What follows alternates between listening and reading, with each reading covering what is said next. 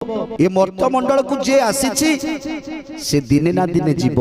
आईटा ही प्रकृत सत्य। तेणु ये मर्त्यमंडल रे देह बही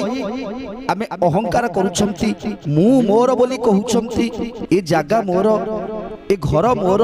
ए पुओ नाती मोर सब किछि मोर मोर कहउछन किंतु प्रकृत सत्य होउछि मर्त्यमंडल रे जे जन्म नेइछि से अवश्य मरिबो। मर्त्यमंडल देह बही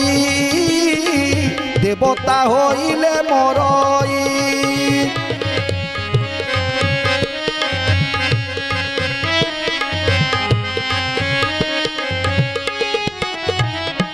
अपना हस्ते जुहा छेदी के तार अछि प्रतिवादी